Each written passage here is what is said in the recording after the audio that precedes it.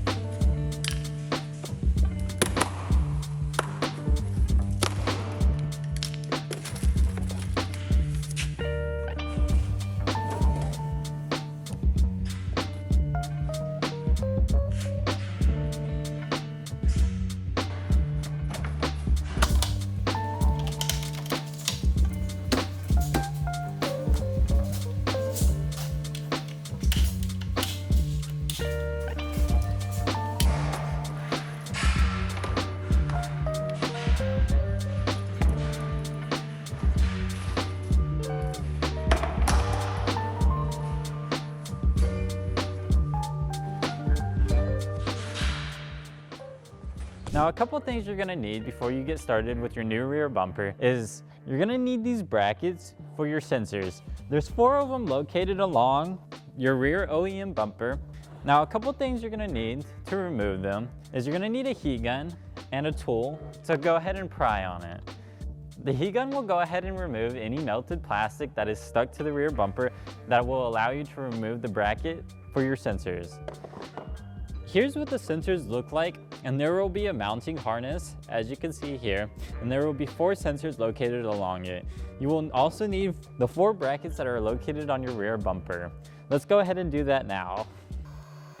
Now, when applying heat, you want to make sure that you get the piece pretty hot and apply even heat going in circle motions around the whole thing. That way you don't damage it. Now, after you have it pretty warmed up, you don't want to do this with your hands. That's why you'll need something to pry on it with. Now, normally I just start at one of the corners and slowly loosen it up. That way I can get underneath it to add some pressure to the underside.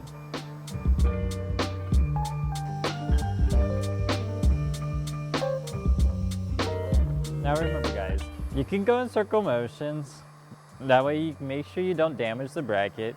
You can also go up and down on the piece that you need to heat up pretty well, but you don't want to hold the heat in one place because you will end up burning the product or damaging it.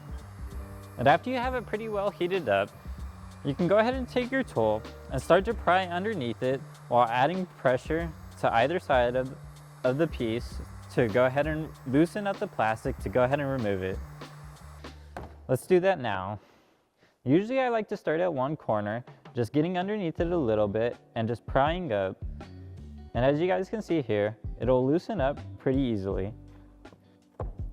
And if you need to, always go back with more heat. That way you make sure to not damage your product. And you can go ahead and reuse these brackets for your sensors. And as you guys can see, I'm constantly moving the heat gun to ensure that I don't melt any of the plastic or damage the piece. Now that we have the other side heated up some, we can go ahead and start prying at one of the corners. Remember, just to get underneath it slightly, then we can go ahead and start prying and working our way around the piece. Now you don't want to add too much pressure, and it should just pop right off. This is just one of the 4 brackets that you'll need to install your sensors on your new bumper. Now we have 3 of the other brackets to hold the sensors off. Now we're just gonna go ahead and remove the last one. Make sure you apply even heat to the product before removing.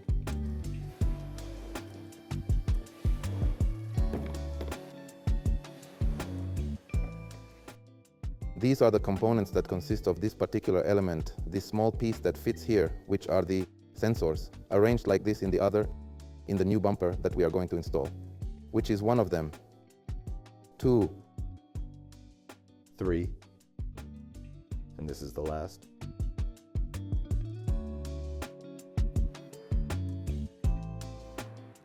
So as you guys can see here, we removed all 4 brackets to hold the sensors in place from our OEM bumper. And after that, you want to make sure you line them up with your other sensors, and then this is what it should look like after. And you'll have 4 of them that connect to this bumper bracket, and these 4 sensors will line up on your new OEM bumper, and you will have to drill holes for these, but it's very simple. Now this is what the sensor should look like after the bracket is installed on it.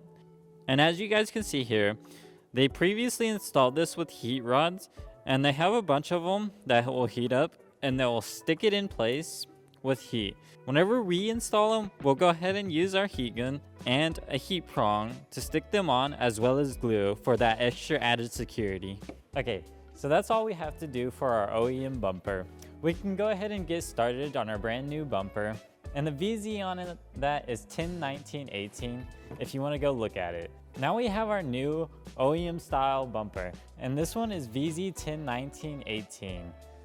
If you want to go look at it at vicrez.com. I'm going to go ahead and get started on installing our sensor harness into the specified slots, as you can see here.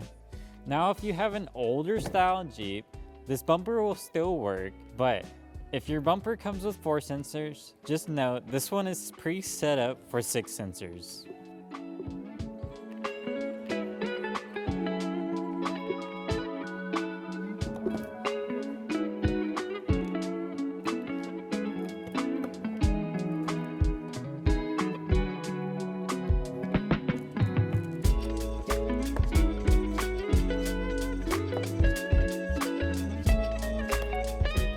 Now, as you guys can see, all the sensors are in their correct slots, spread out throughout the bumper. There's also 2 control modules for your sensors, and they're just mounted in with 1 screw, just like your factory OEM bumper.